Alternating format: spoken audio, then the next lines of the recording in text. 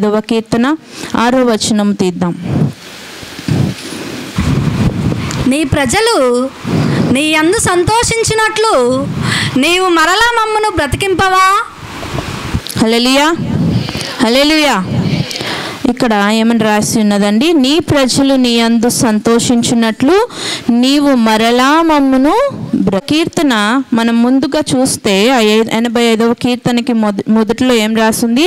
ప్రధాన గాయకునికి కోరాహు కుమారులు కీర్తన అని ఉంది.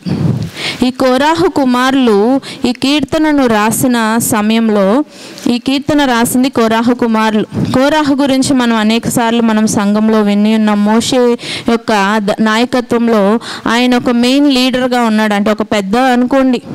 ఆ పెద్దగా ఉన్నప్పుడు ఎప్పుడైతే వారు తిరుగుబాటు చేస్తారో, కోరాహు, దాతాను, అభిరాము అనేవారు మోషేకి తిరుగుబాటు చేసినప్పుడు దేవుడు వాళ్ళని శపించినప్పుడు వాళ్ళని ఏమైపోతుంది? భూమి చీల్చబడి వారు అందులోపలికి వాళ్ళతో పాటు ఎస్ అన్న వాళ్ళు కూడా వెళ్ళిపోతాడు. దైవజనుడికి తిరుగుబాటు చేసిన గుంపులో ఈ కోరాహు ఉన్నప్పటికీ ఆయన కుమారులు రాసిన కీర్తన గ్రంథంలో ఉందంటే వారికి ఎంత భక్తి పరులో మనం ఇక్కడ ఆలోచించాలి.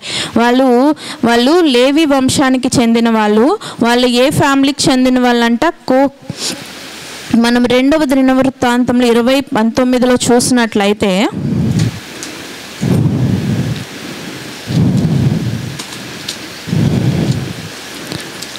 9వ వచనంలో కహతీల సంతతి వారును కొరాహీల సంతతి వారునగు లేవీయులు నిలవబడి గొప్ప శబ్దముతో ఇశ్రాయేలీల దేవుడైన యెహోవాను స్తుతించిరి. హల్లెలూయా. ఎవరెవరు నిలబడ్డారంట? కహతీయుల సంతతి వారు, కొరాహీయుల సంతతి వారు ఇక్కడ నిలవబడి ఏం చేస్తున్నారు? మందిరములో గొప్ప శబ్దంతో వాళ్ళు యెహోవాను స్తుతించారు. ఎవరో దేవుడైన యెహోవాను వారు స్తుతిస్తున్నారు. అంటే వీళ్ళు మందిరంలో, యెరూషలేము యొక్క మందిరంలో వీరి యొక్క భాగం ఏమై ఉన్నది? మరి మ్యూజికల్ టీం అన్నమాట. వాళ్ళు మంచి కీర్తనలు రాసి పాడి దేవుణ్ణి స్తుతించే గుంపులో ఉన్నారు ఈ లేవీయులు, ఈ వంశీయులు. మరి ఈ వంశస్థులు ఆ యొక్క గుంపులో ఉండి దేవుణ్ణి ఆరాధన చేస్తూ దేవుని ఘనపరుస్తున్న వారు ఏం చెప్తున్నారు ఇక్కడ? మరి మనం ముందు వచనాలు కూడా చూస్తే, యెహోవా నీవు నీ దేశము ఎడల కటాక్షము చూపి ఉన్నావు, చెరకుపోయిన యాకోబు సంతతిని నీవు వెనుకకు రప్పించి ఉన్నావు, నీ ప్రజల దోషమును పరిహరించి ఉన్నావు, వారి పాపమంతయు కప్పివేసి ఉన్నావు, నీ ఉగ్రతంతయు మాన్పివేసి ఉన్నావు, నీ కోపాగ్ని చల్లార్చుకొని ఉన్నావు. మా రక్షణకర్తవగు దేవా, మా వైపుకు తిరుగుము, మా మీద నిన్న నీ కోపము చాలించుము, ఎల్లకాలము మా మీద కోపగించేదవా, తరతరములు నీ కోపము సాగించేదవా అని చెబుతూ అప్పుడు అడుగుతున్నారు, నీ ప్రజలు నీ యందు సంతోషించినట్లు నీవు మరలా మమ్మును బ్రతికింపవా అని అడుగుతున్నారు. ఎందుకంటే వాళ్ళను ఐగుప్తీయులు చెరగొని వెళ్ళాక వాళ్ళని దేవుడు అరణ్య మార్గము గుండా నడిపించి క్షేమముగా వారి యొక్క మరి గృహాలకు మరి సొంత దేశాలకు వాళ్ళ స్వాస్థ్యాలను దేవుడు వారికి అనుగ్రహించినప్పుడు మందిరములో చేరి వారు చేస్తున్న ఒక కృతజ్ఞత కూడిక లాంటి పాటలో ఈ పాటను వారు చెబుతూ ఈ మాట ఏమడుగుతున్నారు? నీ ప్రజలు నీ యందు సంతోషించినట్లు నీవు మరలా మమ్మును బ్రతికింపవా. ఈ ప్రార్థన మనం అందరము చేయాలి. ఎందుకంటే మనము ఈ ప్రార్థన దేనికి సంబంధించిన ప్రార్థన? ఉజ్జీవానికి సంబంధించిన ప్రార్థన. ఈ ప్రార్థన ప్రతి ఒక్కరూ మనము చేయవలసిన ప్రార్థన అయినది. ఎందుకంటే ఈ ఉజ్జీవం అనేది మనుషులు చేసేదైతే కాదు. దీన్ని బట్టి మనకు తెలిసింది, మనమే క్రియేట్ చేయగలమా ఈ ఉజ్జీవం అనేదాన్ని? చేయగలిగితే మనమే చేసుకోవచ్చు. ఈ బుక్స్లో రాయాల్సిన అవసరం లేదు. వాళ్ళు ఎందుకు దేవుణ్ణి అడుగుతున్నారు? ఆ ఉజ్జీవం అనేది ఎవరి నుంచి వస్తుంది? కేవలం దేవుడి నుంచే వస్తుంది. కనుక ఆ ఉజ్జీవం కొరకు ఎవరిని అడుగుతున్నారు? వాళ్ళు దేవుణ్ణి అడుగుతున్నారు. నీ ప్రజలని యందు సంతోషించినట్లు నీవు మరలా మమ్మును బ్రతికింపవా అంటే మళ్ళీ మమ్మను ఉజ్జీవపరచు. ఎందుకంటే వాళ్ళు అక్కడ ఐగుప్తులో బంధకాలలో ఇబ్బందుల్లో మరి దేవుడికి తిరుగుబాటు చేస్తూ కొన్ని కోపమైన దేవుడికి విరుద్ధమైన పనులు చేసినప్పుడు దేవుడు అయినప్పటికీ క్షమించి తిరిగి వారిని నడిపించుకున్నాడు. చెప్తున్నాడు కదా ఏంటని? మా రక్షణకర్తవగు దేవా, మా వైపుకు తిరుగుము, నీ కోపాగ్ని చల్లార్చుకొని ఉన్నావు, నీ ఉగ్రత అంతయు మానివేసి ఉన్నావు. అవన్నీ చెబుతున్నారు వాళ్ళు. అంటే దేవుని యొక్క ఉగ్రతను వాళ్ళు రుచి చూసేశారు. దేవుడు కోపం చేసుకుంటే ఎలా ఉంటుందో వాళ్ళు చూశారు. మళ్ళీ దేవుని యొక్క ప్రసన్నతను కోరుకుంటున్నారు. మాకు ఉజ్జీవము దయచేయి, మాకు ఇది తగ్గిపోవడం వల్లే మేము నీ ఉగ్రతకునేమో పాత్రులమైపోయామేమో తండ్రి, అయ్యా మాకు ఈ ఉజ్జీవమును దయచేయండి అని వాళ్ళు ఎవరిని అడుగుతున్నారు? పక్కనున్న మనిషిని, పక్కనున్న ఫ్రెండ్ని అడగట్ల. నాకు ఉజ్జీవం ఇవ్వు, నన్ను ఎంకరేజ్ చేయి, నన్ను పురిగొలుపు అని అడగట్లే. ఎవరిని అడుగుతున్నాడు? డైరెక్ట్గా దేవుణ్ణి అడుగుతున్నాడు. ఎందుకంటే ఆ ఉజ్జీవం అనేది మనుషులు పుట్టించింది కాదు, కానీ అది దేవుని దగ్గర నుంచి మాత్రమే మనకి వస్తుంది. ఎందుకంటే దేవుడు మరి ఇలాంటి వారిని కోరుకోవట్లే. మన ఆసక్తిని బట్టి మనల్ని ఆయన దీవించు దేవుడు అన్నాడు. నీ హృదయంలో నీకు ఆసక్తి ఉన్న ఎడల నువ్వు ప్రార్థించినప్పుడు నీకు దేవుడు నువ్వు ఏదైతే ఆసక్తితో అడుగుతావో అది నీకు దయచేయి దేవుడై ఉన్నాడు. నీకు ఉజ్జీవము కావాలని ఆసక్తి కలిగి దేవుణ్ణి నువ్వు కోరుకున్న ఎడల అది నీకు దయచేయి దేవుడై ఉన్నాడు. కనుక మనం ఏం కోరుకోవాలంటే ఈ యొక్క కీర్తన బట్టి, ఈ వచనం బట్టి తెలుసుకుంటున్నాం.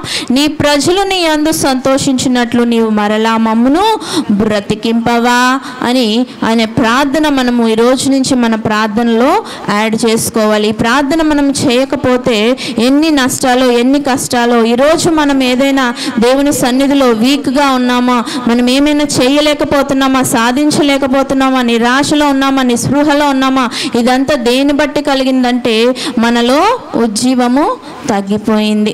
మునుపటి ఉజ్జీవము మనలో లేదు. ఆ ఉజ్జీవము కొరకు దేవుని దగ్గర మనము అడగవలసిన వారమై ఉన్నాం. ఈ యొక్క ప్రార్థన ఓన్లీ మనము ఈ యొక్క దీనికోసమే కాదు, కానీ మనము సేవకుల కోసం చేయాలంట. దేవుని సేవకుడు ఒక ఆయన ఉన్నారంట, మరి మెగ్రేడే అనే ఒక అతను ఆయన సంఘంలో కొద్దివారుగా ఉన్నప్పటికీ ఆయన ఒక మాట చెప్పేవారంట. ప్రతిరోజు మీరు నా కోసము ప్రార్థన చేయండి, నా కోసము ప్రార్థన చేయండి. నేను మిగిలినవన్నీ చూసుకుంటున్నాను, ప్రేయర్ సెల్స్ చూసుకుంటున్నాను, నేను ప్రేయర్కి సంబంధించిన, నా సంఘానికి సంబంధించిన ప్రతి ఒక్క కార్యక్రమాన్ని నేను చూసుకుంటా, కానీ మీరందరూ నా కోసము ప్రేయర్ చేయాలి అనేవాడు. ఎందుకంటే ఆయనలో కొన్ని ఇబ్బందికరమైనవి ప్రజలలో ఉండేవంట. అది ఆయనకి తెలుసు, కానీ అది ఆయన సరి చేసుకోవాలంటే ఆయన ప్రేయర్ సరిపోట్ల. అందుకని ఆయన ఏం చెప్తున్నాడు? సంఘ బిడ్డలకి నా కోసము ప్రేయర్ చేయండి అంటుంటే ప్రజలు ప్రార్థన చేయడం మొదలుపెట్టారు. అలా ప్రార్థన చేస్తుండగా ఆ సంఘం అంట 25,000 మంది ఆ సంఘస్థులు అయిపోయారంట. ఆ సంఘము అంత ఉజ్జీవముతో అలా నిండిపోయి దేవుడు దీవించాడంట. మన ప్రార్థన ఖచ్చితంగా సేవకుల కోసం ఉండాలి, అదంతేకాకుండా సంఘాల కోసం ఉండాలి. మన సంఘము కోసమే కాకుండా తోటి సంఘాల కోసము కూడా మనం ప్రార్థించే వారమై ఉండాలి. అంతకన్నా ముఖ్యంగా మనము ఒక దేవుని యొక్క పరిశుద్ధాత్మ శక్తి కోసము ప్రార్థించే వారమై ఉండాలి. మరి యోహాను సువార్తలో మరి 16వ అధ్యాయం 7 నుంచి ఒక 8 వచనాలు ఉన్నవి, ఒకసారి చూద్దాం.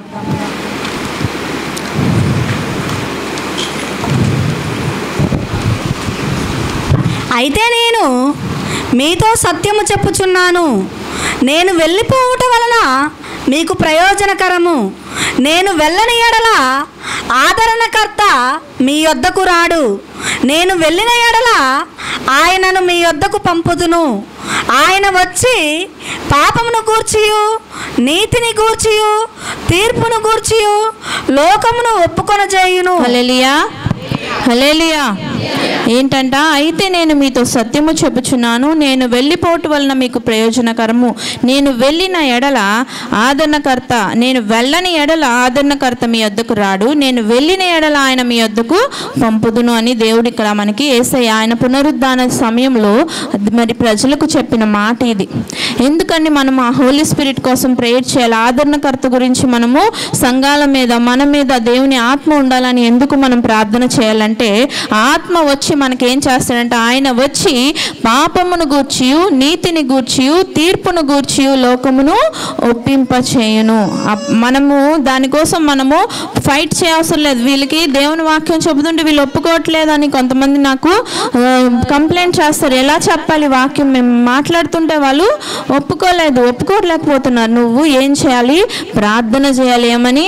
నీ ప్రజలు నీ యందు సంతోషించినట్లు నీవు మరలా మమ్మును బ్రతికింపవా అని ప్రార్థన చేయాలి. నువ్వు ఉజ్జీవం కోసం ప్రార్థన చేయాలి. ఆ ప్రార్థనలో ఆ యొక్క పాయింట్లో ఖచ్చితంగా ఉజ్జీవం దేని బట్టి వస్తుంది? ఈ యొక్క హోలీ స్పిరిట్ బట్టి, ఈ యొక్క పరిశుద్ధాత్మను బట్టి అక్కడ ఉజ్జీవం వస్తుంది. ఆ పరిశుద్ధాత్మ వస్తే ఏమవుతుందంట, మనల్ని పాపము గురించి, నీతిని గురించి, తీర్పును గురించి, ఈ లోకాన్ని, నీ నొక్కడిని నన్నొక్కదాన్ని కాదు కానీ ఈ లోకమును ఆయన ఒప్పింపజేస్తాడు. ప్రతి ఒక్కరిని ఆయన ఒప్పింపజేస్తాడు. కనుక నువ్వు దేవుని పరిశుద్ధాత్మ యొక్క నింపుదల కొరకు మనము ప్రార్థన చేయాలి. దేవా నీ యొక్క ఆత్మను కుమ్మరించు అని మనము దేవుణ్ణి వేడుకొని వారమై ఉండవలసిందిగా ఈ యొక్క కీర్తన మనకి బోధిస్తున్నది. సంఘాలలో ఉజ్జీవము ఖచ్చితంగా కావాల్సిందే. దేవుడు ఇటువంటి వారి కొరకు ఎదురు చూస్తున్నాడు. ఎందుకంటే దేవుడు కొన్ని పర్ఫెక్షన్ దేవుడు.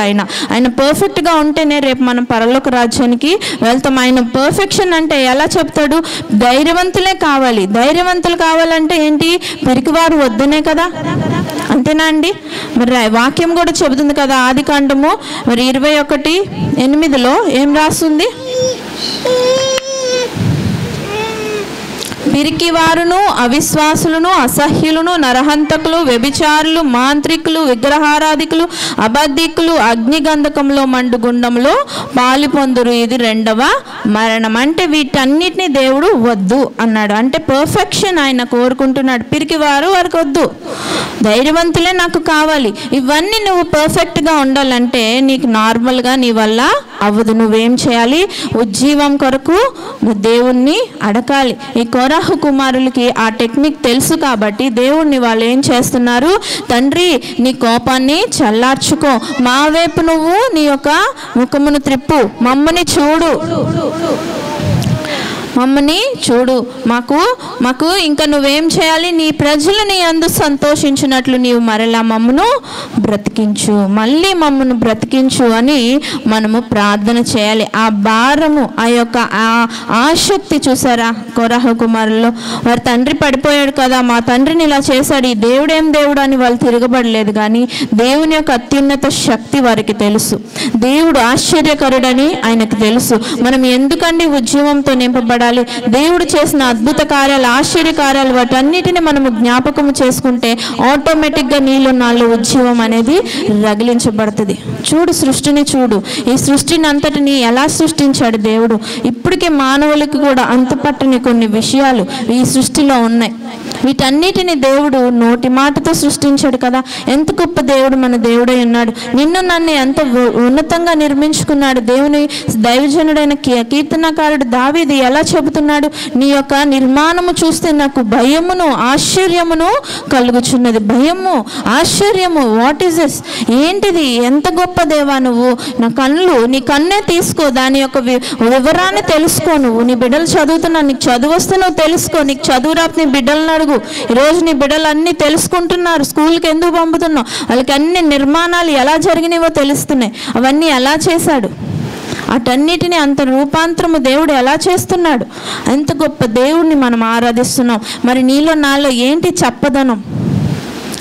చప్పదనం? నార్మల్ దేవుళ్ళు, ఎందుకు పనికిరానివి, మాట్లాడనివి, చూడనివి, ఏమి చేయవు, వాటిని మనుషులు నిర్మించుకున్నారు. వాటికి ఎంత ఘనత జరుగుతున్నది. మొన్నటి వరకు సంబరాలు జరిగాయి ఇక్కడ, చూసారు కదా. ఎంత కోట్ల మందిలు వస్తున్నారు, దాన్ని ఎంతగా పూజిస్తున్నారు. అదేమైనా చేసిందా అండి వాళ్ళకి మేరు?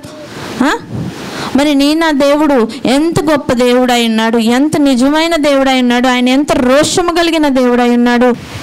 నీలో ఉజ్జీవం లేకపోతే ఈ చివరి దినాల్లో నువ్వు మనుగడ సాగించుట అసాధ్యము. అసాధ్యము. దేవుని సేవకులైన కోరహు కుమారులు ఏం చెప్తున్నారు? నీ ప్రజలు నీ యందు సంతోషించినట్లు నీవు మరలా మమ్మును బ్రతికించాయా, నీ ఉజ్జీవాన్ని మాకు దయచేయి నాయనా అని దేవుణ్ణి అర్థిస్తున్నారు. నీకు తెలియట్లేదా, నీకు రావట్లేదా, నువ్వు వెళ్ళి దేవుణ్ణి అడుగు. అది ఉచితమే కదా, నువ్వేనా మనీ పే చేయవసలే కదా. నీ ఇంట్లోనే ఒక రూమ్లో వెళ్ళి మోకలించు, ప్రార్థన చేయి. మందిరానికి రా, మందిరపు తలుపులు ఎప్పుడు నీ కొరకు తెరిసే ఉంటాయి కదా. వచ్చి ప్రార్థన చేయి, పొందుకో ఉజ్జీవాన్ని. దేవుని సముఖంలో దైవజనులు సంఘ బిడ్డలందరి మధ్యలోకి రా, వారందరితో పాటు మండు. ఒక్కదాని మండలేవు, ఒక్కవాడిగా మండలేవు. దేవునికి సంఘములో గుంపుగా దేవుడు ఎందుకు ఏర్పాటు చేశాడు? అందరము కలిసి మండితే ఆ యొక్క వ్యర్థత ఏమైతే ఉన్నదో ప్రజలందరితోనూ ప్రార్థించినప్పుడు దేవుడిని కార్యము చేస్తాడు కదా. ఇది నా వల్ల కావట్లేదానికి ఇంట్లో కూర్చుంటే అది ఎప్పటికీ అవ్వదు. నువ్వు విడువబడతావు. విడువబడిన వారు ఏమవుతారు? ఇందాక మనం చదువుకున్నాం 21:8 ఏమవుతుంది? అది రెండవ మరణం. వారు రావడానికి వీలు లేదు పరలోక రాజ్యానికి. నో అంటే నో. దేవుడికి కావాల్సింది పర్ఫెక్షన్. ఇట్ట వాళ్ళని తీసుకోడు. నేను ఎట్లా బతికినా పర్వాలేదు, నా దేవుడు కనికర సంపన్నుడు తీసుకుంటాడు అనుకుంటున్నావు? నో, ఆయన పిరికి వారిని తీసుకోడు. పోయిన వారం మనం చూసాం కదా, ఇశ్రాయేలీలు మంట వేస్తున్నారు. నీ బిడ్డలు కానీ ఎవరినైనా మంట వేస్తే నువ్వు ఉంటావు? దేవునిలో ఉండగలిగే ఆత్మ ఉందా నీలో? అంత ఆత్మ కావాలంటే ఎక్కడ? ఏది నీ ఉజ్జీవం? ఏది నీ ఉజ్జీవం? ఉండకపోతే అవి నువ్వు ఎదుర్కోలేవు. రేపు రాబోయే కాలంలో అవన్నీ మనం ఎదుర్కోవాల్సిందే. ఎదుర్కొనేటప్పుడు నీకు శక్తి, నీలో ఆత్మశక్తి లేనిదే ఇది అవ్వదు. అవ్వాలంటే నువ్వు మరలా బ్రతికింపవా తండ్రి అని ఏడవాలి. కోరాహు కుమారులు ఏడ్చినట్టు మనం ఏడవాల్సిందే. ఏడవకపోతే మనము బ్రతకలేము. ఈ యొక్క యాత్ర మనము ముగించలేము. వెళ్ళిపోయిన వారు ధన్యులు అనుకోవాలి. నిజంగా ఇంకా ఉన్నాము, ఎన్నో శ్రమలు మనం అనుభవించవలసిన వారమై ఉన్నాం. వాటన్నిటిని ఎదుర్కొనే ఒక అర్హత, సత్తా నీలో ఉందా? ఎవడో కొడతాడు కదా సినిమాలో, తోడ ఇట్లా కొట్టగలవా నువ్వు? సమస్య వచ్చినప్పుడు అట్లాగా తిప్పగలవా నీ మీసాన్ని? ఆ సమస్యను నువ్వు ఎదిరించగలవా? నీలో ఉందా దమ్ము కావాలంటే అడుగు దేవుణ్ణి ఏమని, దేవా మరలా నన్ను బ్రతికించవా, నీ యందు నేను నీ ప్రజనైన నేను నీ యందు సంతోషించినట్లు నీవు నన్ను మరలా బ్రతికించవా. ఈ ఉజ్జీవము కొరకు ప్రార్థన చేయవలసిన వారమై ఉన్నాము. మరి ఉజ్జీవం ఈరోజు మందిరాల్లో ఎందుకు చల్లారిపోతుందో మనము కొన్ని కారణాలు ఉన్నాయి, వాటిని తెలుసుకుందాం. మొట్టమొదటిగా ఏంటంట, వ్యక్తి పూజ అంటే పర్సన్ వర్షిప్. మనుషుల్ని ఆరాధిస్తారు ఈ రోజుల్లో. మందిరానికి వచ్చిన వారు దేవుణ్ణి ఆరాధన తగ్గిపోతుంది. ఒక మనిషిని ఆరాధిస్తున్నారు. అది ఒక దైవజనుడే అవనివ్వండి, ఇంకా తోటిని సహవాసుడే అవనివ్వండి, ఏదో ఒక వ్యక్తినో ఏదో ఒక దాన్ని పూజ చేస్తున్నామంట. అందును బట్టి మందిరాల్లో ఈరోజు ఉజ్జీవము చల్లారిపోతుందంట. ఎందుకంటే మన దేవుడు జెలస్ గాడ్, అంటే ఈర్ష్య దేవుడు అనకూడదు మనం. దానికి ఏం పదం ఇవ్వాలంటే రోషము కలిగిన దేవుడు. ఎలాంటి దేవుడు? రోషము కలిగిన దేవుడు. ఆయనను తప్ప వేరొక దేనిని ఆయన పూజ చేసినా ఒప్పడు, మెచ్చడు. మనకిచ్చిన మొట్టమొదటి ఆజ్ఞ అది అయినది కదా. దేవుడు ఏం చెప్తున్నాడు? ద్వితీయోపదేశకాండం 32:39 ఏమని రాస్తుంది?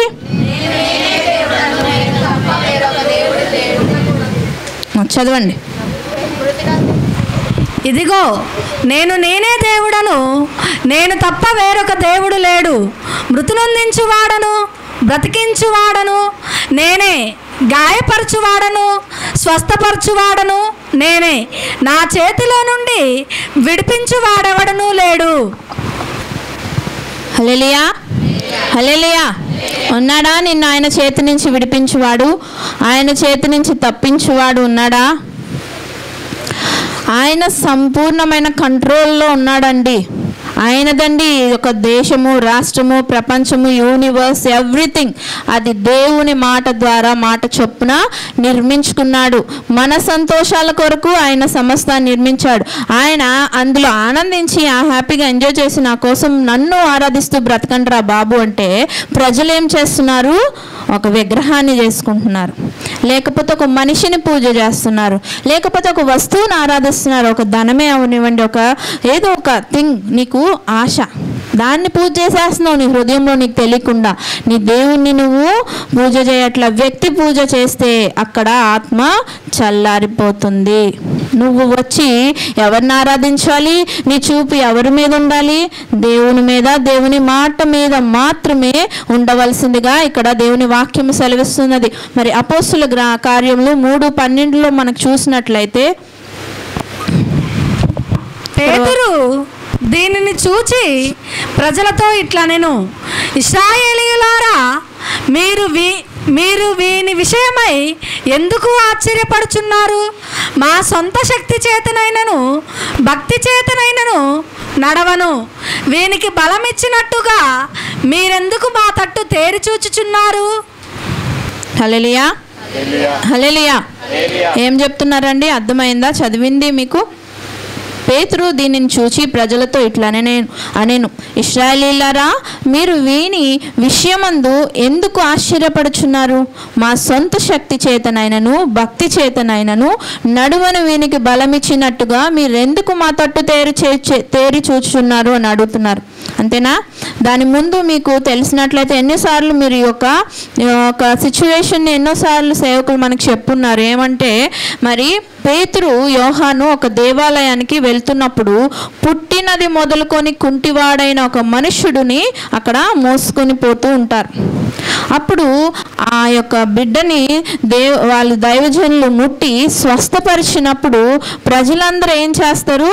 వాడు పేతురును యోహాను పట్టుకొని 11వ వచనంలో చూస్తే, పట్టుకొని ఉండగా ప్రజలందరూ విస్మయం ఉంది. సొలొమోను దాని మంటపంలో ఉన్న వారి యొద్దకు గుంపుగా పరిగెత్తుకొని వస్తారు. ఆశ్చర్యంగా వీళ్ళని ఒక ప్రైజింగ్ లుక్లో చూస్తారు. వాట్ ఏ పర్సన్ అన్నట్టు చూస్తారనమాట. ఏమి మనుషులు వీళ్ళలో ఏముంది అంటే, వాళ్ళు ముట్టగానే ఆ కుంటోడు లేసేసాడు. పుట్టుకుంటాడు అంటే పుట్టినప్పటి నుంచి ఆయన కుంటుకాలతోనే ఉన్నాడు. ఆయన ఏమైపోయాడు? ఈయన ముట్టగానే, వీరు ముట్టి ప్రార్థన చేయగానే స్వస్థత పొందుకున్నాడు, లేచి నించున్నాడు. వీళ్ళకి ఎలా అయిపోయిందంటే ఆ స్వస్థత ఎక్కడి నుంచి వచ్చింది అనేది మానేసి ఎవరిని చూస్తున్నారు? పేతుర్ని, యోహాన్ని చూస్తున్నారు. కానీ పేతురు, యోహాను ఆ మహిమను తీసుకోవడానికి ఇష్టం లేరు. ఏమని చెప్తున్నాడు పేతురు ఇక్కడ? ఇశ్రాయేలీయులారా, మీరు వీని విషయమై ఎందుకు ఆశ్చర్యపడుచున్నారు? మా సొంత శక్తి చేతనైనను భక్తి చేతనైనను నడువని వీనికి బలం ఇచ్చినది మేము కాదు, మేము బలం ఇవ్వలేదు. కానీ మీరు ఎవరిని చూడాలంట? 13లో ఉంటుంది, అబ్రహాం, ఇస్సాకు, యాకోబు అని వారి దేవుడు అనగా మన పితరుల దేవుడు తన సేవకుడైన యేసును మహిమపరిచి ఉన్నాడు. మీరు ఆయనను అప్పగించితిరి. ఫిలాతు ఆయనను విడుదల చేయుటకు నిశ్చయించినప్పుడు మీరు అతని ఎదుట ఆయనను నిరాకరించితిరి. మీరు పరిశుద్ధుడును నీతిమంతుడునైన వానిని నిరాకరించిరి. నరహంతకుడైన మనిషిని మీకు అనుగ్రహింపమని అడిగిరి. మీరు జీవాధిపతిని చంపితిరి, కానీ దేవుడు ఆయనను మృతులలో నుండి లేపెను. అందుకు మేము సాక్షులము. ఆ సాక్షులమైన మేము వస్తే మా దేవుడు ఇంత కార్యం చేశాడు. ఇది మా సొంత శక్తి చేత, మా భక్తి చేత మేము చేయలేదండి, మేము చేయలేదు. మీరు మమ్మల్ని చూడొద్దు, ఇది ఆయన చేసిన కార్యము, దేవుడు చేసిన కార్యమని మహిమ ఘనత ఎవరికి ఆపాదిస్తున్నారు? దేవునికి ఆపాదిస్తున్నారు. మరి వాళ్ళే పర్సన్ వర్షిప్ కావాలనుకుంటే వాళ్ళే ఎస్ ప్రైజ్ చేయండి అని వాళ్ళని ఎంకరేజ్ చేసుకుంటారు కదా. ఆల్రెడీ వాళ్ళు స్టార్ట్ చేసేసారు పూజ చేసేయడం, కానీ వాళ్ళు ఒప్పుకోలేదు. అంటే దీన్ని బట్టి మనము తెలుసుకోవాల్సింది ఏంటంటే, దేవుని మాత్రమే, ఆయన శక్తిని మాత్రమే మనము ఏం చేయాలంట? మహిమను మనము ఘనపరచాలి, ఆ మహిమను పూజించాలి. దేవుని మాత్రమే మనం పూజించే వారముగా ఉండాలి, కానీ మనిషిని పూజిస్తే దేవుడు ఒప్పడు. ఇంకో సిచ్యువేషన్ చూద్దాము. అదే అపోస్తుల కార్యంలో 10వ అధ్యాయము 25వ వచనం చూద్దాం. పేతురు లోపలికి రాగా కొర్నేలి అతనిని ఎదుర్కొని అతని పాదముల మీద పడి నమస్కారము చేసెను. అందుకు పేతురు, నీవు లేచి నిలువుము, నేను కూడా నరుడనే అని చెప్పి అతనిని లేవనెత్తి హల్లెలూయా. ఇక్కడ ఈ సిచ్యువేషను మనకు అందరికీ తెలిసిందే. కొర్నేలి గురించి మనము ఎన్నోసార్లు తెలుసుకున్నాం. కొర్నేలి కోసము ఆయన నీతిమంతుడిగా ఉన్నప్పటికీ ఆయన అన్యజనుడు, అంటే దేవుడు అంటే తెలియనివాడు. ఆ రోజుల్లో ఈ రోజుల్లోనైనా యూదులు ఏమనుకుంటారంటే వాళ్ళే దేవుని బిడ్డలని. అన్యజనులకి దేవుడు ఎవరో తెలియదు. కానీ యేసయ్య వచ్చినప్పుడు ఆ యొక్క తెరని ఏ విధంగా చింపేశాడో ప్రతి ఒక్కరికి రక్షణ భాగ్యాన్ని దేవుడు దయచేశాడు. అప్పుడు పేతురికి తెలియచెప్తాడు, ఆ యొక్క యూదుడికి నువ్వు వెళ్ళాలని మనకి ఒక ఉపమానం కూడా చూపిస్తాడు. ఆకాశం నుండి ఒక చెంగు దిగడం, అక్కడ అనేకమైన పశుబాధులు, మరి పశువులు, మరి తినేవి అంతా చతుష్పాద జంతువుల్ని అక్కడ మనము చూస్తాం. అది ఎందుకు చూపిస్తాడంటే అన్నీ అర్హమైనవే అని దేవుడు చూపిస్తున్నట్టు మనమందరము ఆయన బిడ్డలమై ఉన్నామని దేవుడు అక్కడ పేతురు గారికి ఒక సింబాలిక్గా చూపిస్తాడు, ఉపమానపూర్వకంగా. అప్పుడు పేతురు ఆ యొక్క కొర్నేలి ఇంటికి దేవుని వాక్యము సువార్త బోధించుటకు అక్కడికి వెళ్తాడు. వెళ్ళిన వెంటనే ఏం జరుగుతుంది ఇప్పుడు మనం చదువుకున్నాం అనమాట. మరి పేతురు లోపలికి రాగా కొర్నేలి అతన్ని ఎదుర్కొని అతని పాదముల మీద పడి నమస్కారము చేసెను. వాళ్ళు ఏంటంటే అన్యజనులు ఎవరైనా సరే ఇప్పుడు పెద్దవాళ్ళకి ఏం చేస్తారు, నమస్కారం చేస్తారు. అలాగే ఈ పేతురు గారిని కూడా చూసినప్పుడు ఈయన పెద్ద దైవజనుడు కదా అని ఆయనకి రెస్పెక్ట్ ఇచ్చే విధంలో వెళ్ళి ఏం చేస్తున్నాడు, ఆయన పూజ చేస్తున్నాడు, నమస్కారము కాళ్ళకి మొక్కుతున్నాడు. అప్పుడు పేతురు ఏం చెప్తున్నాడు, అందుకు పేతురు నీవు లేచి నిలువుము, నేను కూడా నరుడనే అని చెప్పి అతన్ని లేవనెత్తెను. మనము మనిషిని పూజ చేయకూడదు. నేను నీలాంటి మనిషినే అయ్యా, నాలో దేవుని విషయాలు నేను తెలుసుకున్నా, ఆయనతో పాటు సహవాసం చేసి ఉన్నాను. ఆ కార్యాలు మీకు చెప్పడానికి, మీకు వివరించడానికి వచ్చానే కానీ నేనైతే దేవుణ్ణి కాను, ఆ దేవుడు ఆయన అని చెప్పి ఆయన తెలియజేస్తున్నాడు ఆ యొక్క డిఫరెన్స్ని. అంతేగాని ఆ పూజ ఆయన చేయించుకోలే. మనము దాన్ని స్టార్టింగే కదా తెలియక చేశారులే అని మనం దాన్ని ఇరాడికేట్ చేస్తే అదేమైపోతుంది, వ్యక్తి పూజ అయిపోతుంది. ఆ మనిషికి విలువిచ్చేసుకుంటూ వెళ్ళిపోతున్నాం. వాళ్ళని గౌరవించాలి కానీ వాళ్ళని మనము పూజ చేయకూడదు. మనకన్నా పెద్దవారిని కానీ, మనకన్నా దైవజనులు కానీ, పెద్ద సేవకులు కానీ ఏం చేయాలి, మనము గౌరవించాలి. వారికి మనము విధేయత చూపించాలి. ఎందుకంటే వారి నోటి నుండి దేవుడు మనకి మాట్లాడుతున్నాడు కాబట్టి. కానీ వారిని మనము పూజ చేయకూడదు. ఈ రోజుల్లో ఏమైపోయిందంటే వ్యక్తి పూజ ఎక్కువైపోయింది. వాళ్ళనే మోసుకొని తిరుగుతున్నారు. వాళ్ళని మోయకూడదు. మనం ఎవరిని మోయాలి, ఈ గాడిద ఎవరిని మోయాలి, దేవుని మాత్రమే మోస్తే అప్పుడు ఆ గాడిదకి ఏమొస్తుంది, ఘనత వస్తుంది, మెప్పు వస్తుంది, నీ జీవితానికి మంచి దారి ఏర్పడుతుంది. కానీ నువ్వు మనిషిని మోస్తే ఎక్కడ ఉంటావు, ఆ మనిషిని మెల్లిగా మోయలేక ఆ మనిషి బరువు కింద నలిగిపోతావు.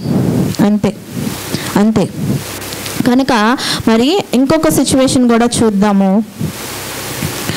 అపోస్తుల కార్యములు 14:15 చూద్దాం. అయ్యలారా, మీరెందుకిలాగు చేయుచున్నారు? మేము కూడా మీ స్వభావము వంటి స్వభావం గల నరులమే. మీరు ఈ వ్యర్థమైన వాటిని విడిచిపెట్టి ఆకాశమును, భూమిని, సముద్రమును, వాటిలో ఉండు సమస్తమును సృజించిన జీవము గల దేవుని వైపు తిరగవలెనని మీకు సువార్త ప్రకటించుచున్నాము. హల్లెలూయా. ఇక్కడ పౌలు బర్నబాల ఒక సిచ్యువేషన్ మనం చూస్తున్నాం. వాళ్ళు కూడా ఏం చేస్తున్నారంటే ప్రజలు, మీరు కొంచెం ముందుకు చూస్తే 11వ వచనం నుంచి, జన సమూహములు పౌలు చేసిన దానిని చూచి లుకయోనియా భాషలో దేవతలు మనుష్య రూపము తాల్చి మన యొద్దకు దిగివచ్చి ఉన్నారని కేకలు వేసి బర్నబాకు ద్యూపతి అనియు, పౌలు ముఖ్య ప్రసంగికుడై ఉన్నందున అతనికి హెర్మే అనియు పేరు పెట్టిరి. పట్టణమునకు ఎదురుగా ఉన్న ద్యూపతి యొక్క యొక్క పూజారి ఎడ్లను పూదండలను ద్వారముల యొద్దకు తీసుకొని వచ్చి సమూహములతో కలిసి బలి అర్పింపవలెనని ఉండెను. అపోస్తలులైన బర్నబాయు పౌలును ఈ సంగతి విని తమ వస్త్రములను చింపుకొని సమూహములోకి చొరబడి, అయ్యలారా, మీరెందుకు ఇలాగు చేయుచున్నారు? మేము కూడా మీ వంటి స్వభావము కల నరులమే. మీరు ఈ వ్యర్థమైన వాటిని విడిచిపెట్టి ఆకాశమును, భూమిని, సముద్రమును, వాటిలో ఉండు సమస్తమును సృజించిన జీవము కలిగిన దేవుని వైపు తిరగవలెనని మీకు సువార్త ప్రకటించుచున్నాము అని వాళ్ళు అక్కడ చెప్తున్నారు, తెలియజేస్తున్నారు. అర్థమైంది కదా సిచ్యువేషన్ ఏమవుతుంది? వాళ్ళు అక్కడ చేసిన గొప్ప కార్యాలు బట్టి, అక్కడ వాళ్ళు చేసిన స్వస్థత కార్యాలు బట్టి వాళ్ళు కూడా కుంటివారిని లేపుతున్నారు, గుడ్డివారికి కళ్ళు తెప్పిస్తున్నారు, మంచి మంచి మాటలు బోధిస్తున్నారు. వాళ్ళు బోధించే మాటలు ఎంతో జ్ఞానముతో నింపబడి ఉన్నవి. వెంటనే అక్కడ ఉన్న ప్రజలందరూ వీటికి ఆకర్షించబడిపోయి ఏం చేస్తున్నారు?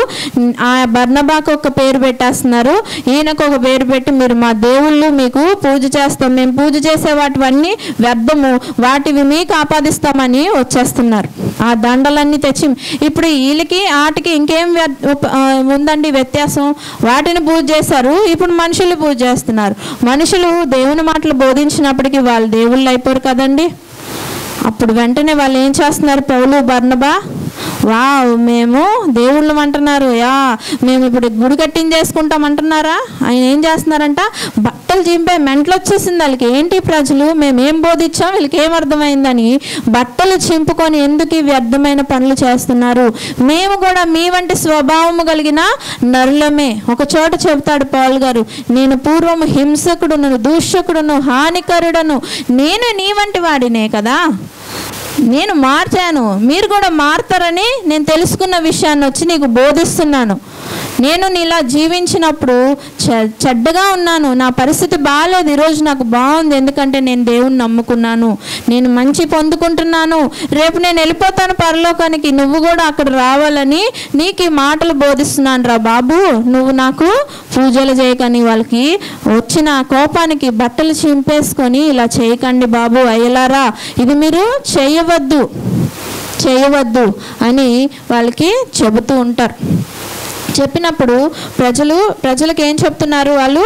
మీరు ఆకాశమును, భూమిని, సముద్రమును, వాటి అందు ఉండు సమస్తమును సృష్టించిన సృష్టికర్తని, జీవము కలిగిన దేవుణ్ణి మీరు పూజించండి.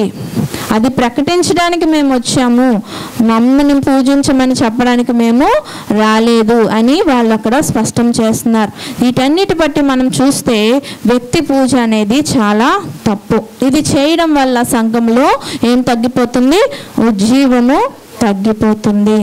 నీకు ఉజ్జీవం మరలా రావాలంటే నువ్వు ఎవరిని వెళ్ళి అడగాలి? పాస్టర్ గారిని వెళ్ళి మళ్ళీ నన్ను బతికింపవా అని అడగకూడదు. ఎవరిని వెళ్ళి అడగాలి? దేవుణ్ణి వెళ్ళి, జీవము కలిగిన దేవుణ్ణి వెళ్ళి ఏమడగాలి? నీ ప్రజలు నీ యందు సంతోషించినట్లు దేవా నీ యందు మరలా మమ్మను బ్రతికింపవా అని ప్రార్థన చేయాలి. మరి రెండవది కూడా చూద్దాము. ఇది మొదటి పాయింట్ ఏంటంట? వ్యక్తి పూజ. మనుషుల్ని పూజ చేస్తే, పర్సన్ వర్షిప్ అనేది మనము చేస్తే మన సంఘంలో ఉజ్జీవము చల్లారిపోతుంది. రెండవదిగా చూస్తే కమర్షియలైజేషన్ అంటే వ్యాపారం. కమర్షియలైజేషన్. మరి ఎఫెసీ 2వ అధ్యాయం 8వ వచనం చూద్దాం. మీరు విశ్వాసము ద్వారా కృపచేతనే రక్షింపబడి ఉన్నారు, ఇది మీ వలన కలిగినది కాదు, దేవుని వరమే. హల్లెలూయా, హల్లెలూయా. మరి మనం ఈరోజు ఈ రక్షణ పొందుకున్నామంటే అది వ్యాపారమా? మన మాస్టర్ గారు మనకు అది అమ్మారా? ఎంతకైనా కొనుక్కున్నారా ఏంటండి? రక్షణ మనకు వచ్చింది అన్నప్పుడు మనం ఏమైనా కొనుక్కున్నామా? దాన్ని పే చేసామా? ఎంతైనా నాకు తెలియకుండా ఏమైనా కట్టారా ఏంటండి? లేదు కదా. అది ఎవరిస్తున్నారు మనకి?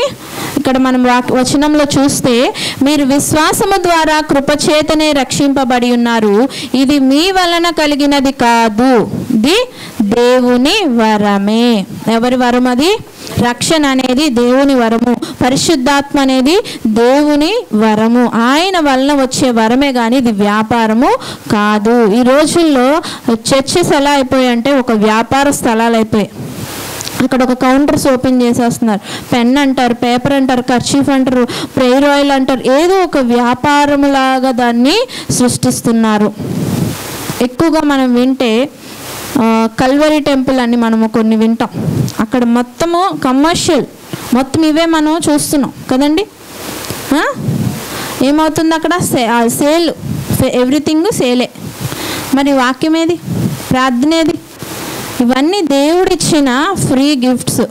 మనం అది ప్రజలకి మేము తెలుసుకున్నది మీకు తెలియజేయాలి. దేవుడు యేసయ్య మరి వారి యెరూషలేము మందిరంలోకి వచ్చినప్పుడు అక్కడ ఏం చేస్తారు? పావురాల్ని, గొవ్వల్ని, మరి పూసలు అన్నీ వేసి అమ్ముతూ ఉంటారు. ఏం చేస్తారు? యేసయ్య అంత సాత్వికుడు, అంత నెమ్మదస్తుడు. ఒక్కసారి ఆయన ఉగ్రరూపం చూపిస్తాడు. ఎత్తి ప్లేట్లు, టేబుల్స్ అన్నీ తిరగేసేస్తాడు. ఎందుకని? దేవుడు చెప్పాడు అది నో. ఏమని? అది మనము చేయకూడదు, వ్యాపారము కాదు ఇది. ఇది రక్షణ అనేది దేవుడిచ్చిన వరము, దేవుడిచ్చిన వరము. మనం ఇప్పుడు చదువుకున్నాం కదా, ఏమని? మీరు విశ్వాసము ద్వారా కృపచేతనే రక్షింపబడి ఉన్నారు. దేని చేత రక్షింపబడి ఉన్నారు? కృపచేత, దేవుని యొక్క ఉచిత కృపచేత మనము రక్షింపబడి ఉన్నాం. ఆయనే కృప చూపించకపోతే, ఆయనే అక్కడ గొర్రెపిల్లల తలకాయ ఉంచకపోతే మనం ఏమైపోదుము? సాతాను ఆ రోజు రాళ్ళని రొట్టెలు చేసుకొని తిను అంటున్నాడు. అక్కడంతా నేను ఇచ్చేస్తా నీకు, నా కాళ్ళు మొక్కు అంటున్నాడు. దేవుడు ఒప్పుకున్నాడా? శోధనలు జయించలేదా? వాటన్నిటిని జయించుండకపోతే ఎంత శ్రమ మనకి. ఇవన్నీ దేవుడు మన కోసం చేసి ఆయన కృప చేత, ఆయనకు మన మీద ఉన్న అపారమైన ప్రేమ చేత, ఆగని ప్రేమ చేత దేవుడు ఎలా ప్రేమిస్తున్నాడు మనల్ని? ఇర్మియా 31:3 శాశ్వతమైన ప్రేమతో నిన్ను నన్ను ప్రేమిస్తున్నాడు. అది ఆగని ప్రేమ, అది అగాపే ప్రేమ. అట్టి ప్రేమతో నిన్ను నన్ను ప్రేమించి తన కృప ద్వారా ఇచ్చిన ఈ రక్షణను నువ్వు వ్యాపారం చేస్తున్నావు. అది వ్యాపారము చేస్తే అక్కడ ఏమవుతుంది? ఆ సంఘంలో ఉజ్జీవము ఉండదు. అది నువ్వు ఉజ్జీవము కావాలంటే వీటన్నిటిని మనము ఎంకరేజ్ చేయకూడదు. ఇది నేను చెప్పిన మాట కాదు, కానీ మీరే చూద్దురు. అపోస్తుల కార్యములు 8వ అధ్యాయము 18-20 వచనాలు చూడండి.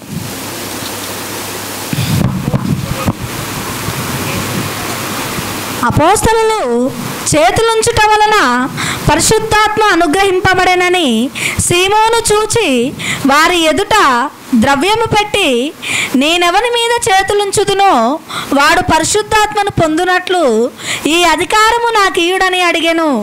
అందుకు పేతురు, నీవు ద్రవ్యమిచ్చి దేవుని వరము సంపాదించుకొందునని తలంచుకొనినందున నీ వెండి నీతో కూడా నశించునుగాక. హల్లెలూయా. నీ వెండి నీతో కూడా నశించునుగాక. నువ్వు వెండిని పెట్టి పరిశుద్ధాత్మ కావాలంటావా అని కోపగించుకున్నాడు. ఎవరు? అపోస్తలుడైన పేతురు.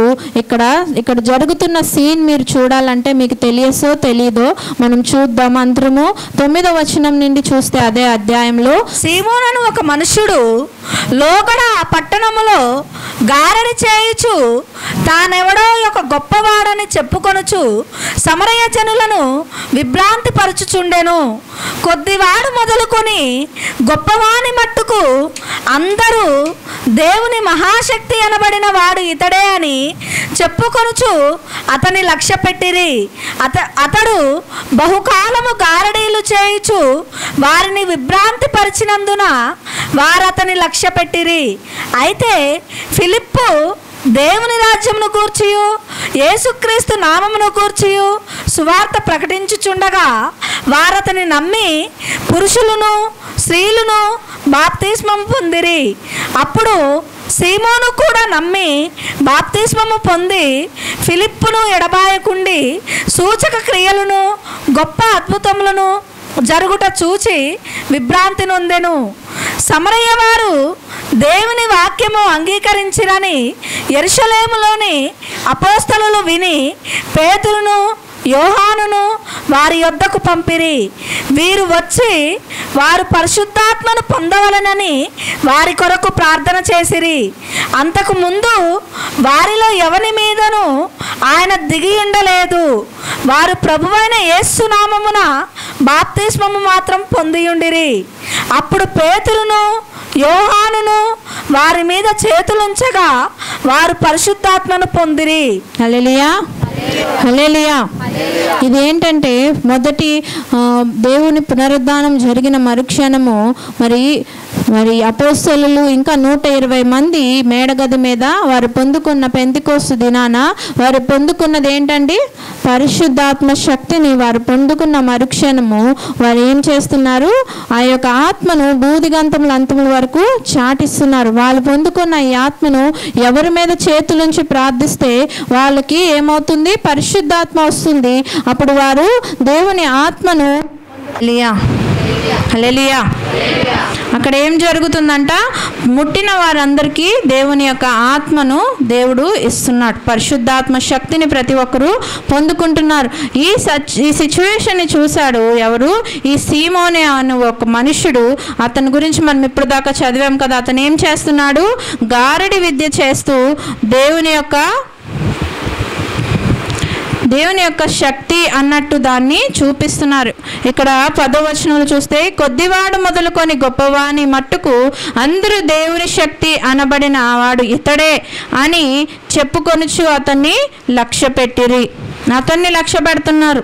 అతను చేసిన ఒక గొప్పలు ఆ యొక్క మ్యాజిక్ షోలు చూసి ఇదే దేవుని శక్తి అనుకుంటున్నారు. కానీ ఇంతలో దేవుని బిడ్డలైన యోహాను పేతురు అక్కడికి వచ్చి దేవుని వాక్యాన్ని బోధించి అక్కడ ఉన్న వారికి మారు మనసు దేవుని యొక్క రక్షణ ఇచ్చి వారి మీద చేతులుంచి ప్రార్థిస్తున్నప్పుడు ప్రతి ఒక్కరు అక్కడ పరిశుద్ధాత్మ శక్తిని పొందుకుంటున్నారు. అప్పటి వరకు ఆ అనుభవం అక్కడ ఎవరికీ లేదు. మొట్టమొదట మరి యొక్క అపోస్తలులకి అక్కడ 120 మంది ఎవరైతే ఉన్నారో వారికి మాత్రమే అనుభవం ఉంది. తర్వాత ఈ యొక్క బిడ్డలందరూ పొందుకున్న దీన్ని చూసి ఈ సీమోన్ ఏం చేస్తున్నాడు? ఆ యొక్క బాప్తిసం తీసుకున్నట్టు తీసుకున్నాడు. పరిశుద్ధాత్మ శక్తి కొరకు ప్రార్థన చేయడానికి సేవకుల దగ్గరికి వచ్చినప్పుడు ఆయన ఏం చేస్తున్నాడంట? మనం ఇప్పుడు చదువుకున్నాం. అపోస్తలులు చేతులుంచటం వలన పరిశుద్ధాత్మ అనుగ్రహింపబడినని సీమోను చూసి వారి ఎదుట ద్రవ్యము పెట్టి, నేను ఎవరి మీద చేతులుంచెదనో వాడు పరిశుద్ధాత్మ పొందినట్లు ఈ అధికారము నాకు ఇయ్యుడని అడిగాను. అందుకు పేతురు, నీవు ద్రవ్యమిచ్చి దేవుని వరము సంపాదించుకొందునని తలంచుకొన్నందున నీ వెండి నీతో కూడా నశించునుగాక అని ఆయన చెప్పి ఉన్నాడు. నువ్వు డబ్బుల కోసము ఇది జరుగుతుందని నువ్వు తలంచినందుకే నీ యొక్క వెండి నశించునుగాక. ఇది డబ్బులతో చేసేది కాదు, ఇది వ్యాపారం అయితే కాదు. ఇదేంటి? మనం ఇందాక చదువుకున్నాం, అది దేవుని కృపావరము.